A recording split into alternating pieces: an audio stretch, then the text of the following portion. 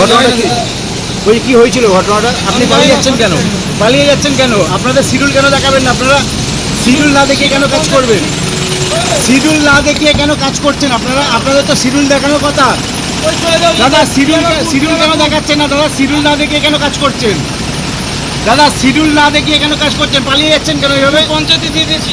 আপনি পালিয়ে যাচ্ছেন কেন? শিডিউল না দেখিয়ে কেন কাজ করছেন আপনারা? আপনাদের কাজ কেন আটকে দিল দাদা? দাদা কাজ কেন আটকে দিল?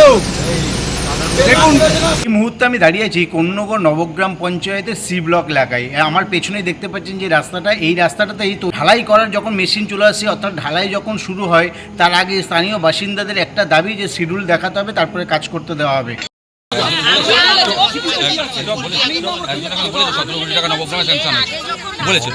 হ্যাঁ, আমি সেই নবগ্রামের কথা বলছি। তো রাস্তা তো নবগ্রামেই হচ্ছে পুরো, না?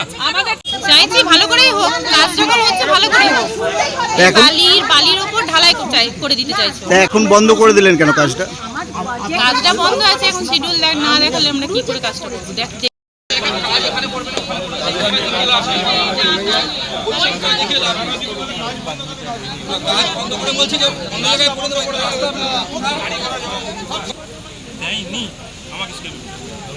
একটা রাস্তা সরকারিভাবে এসছে, সেই রাস্তা শুরু করার আগে কন্ট্রাক্টরের যিনি লোক রয়েছেন তাদেরকে বলা হয়েছিল রাস্তার যে শিডিউল থাকে সেই শিডিউলটা দেওয়ার জন্য, কারণ সেই শিডিউলটার মধ্যে রাস্তা কিভাবে তৈরি হবে তার সমস্ত কিছু খুঁটিনাটি তথ্যগুলো থাকে।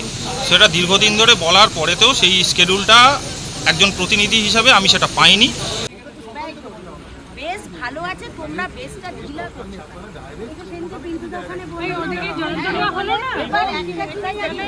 এই নবগ্রাম সি ব্লকের একটা রাস্তা এই মুহূর্তে কাজ বন্ধ করে দিল স্থানীয় বাসিন্দারা। কি কারণ বা কি হয়েছিল? এইটা আমাদের আসলে আইপ্যাকের থেকে আমাদের নবগ্রামের রাস্তা বেশ কয়েক মাস বেশ খারাপ ছিল।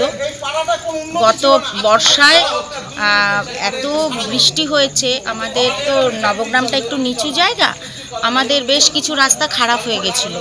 তো আমরা এমপি এমএলএকে জানিয়েছি, তারপরে আমরা আইপ্যাকও একটা রিপোর্ট নিয়েছিল।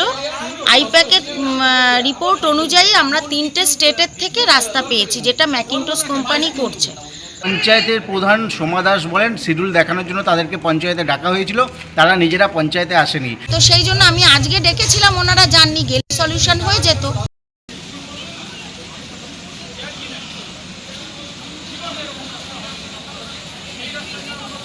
সিপিএম যিনি সদস্য আছে এখানকে, তার দাবি যে বহুবার পঞ্চায়েত প্রধানকে বলা হয়েছে যে আপনি শিডিউল দেখান, শিডিউল না দেখালে এখানে কাজ করতে দেওয়া হবে না। শিডিউল দেখানো হয়নি, শিডিউল না দেখানোর কারণেই আজকে রাস্তা বন্ধ করে দেওয়া হয়েছে।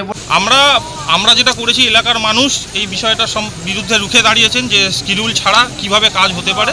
তো সেই জিনিসটা সাধারণ মানুষ সংগঠিতভাবে রাস্তার কাজটা বলেছেন যে শিডিউল নিয়ে আসা হোক, নিয়ে এসে দেখানো হোক, হয় আমাদের না হলে আমাদের যারা প্রতিনিধি রয়েছে পঞ্চায়েতের প্রতিনিধি তাদেরকে দেখানো হোক।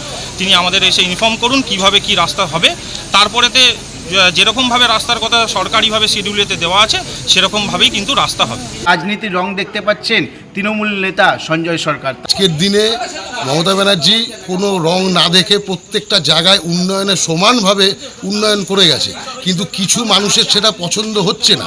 এবং বিশেষ করে সিপিএম এইখানে রাজনীতি করতে এলো এবং কিছু মানুষকে খুঁচিয়ে এই এলাকাবাসীকে ক্ষতিগ্রস্ত করলো। ওরা কিভাবে ক্ষতিগ্রস্ত করলো সামনে বুঝতে পারবে। শিডিউল দেখানো হয়নি, শিডিউল না দেখানোর কারণেই আজকে রাস্তা বন্ধ করে দেওয়া হয়েছে বলে দাবি সেই পঞ্চায়েত সদস্যের।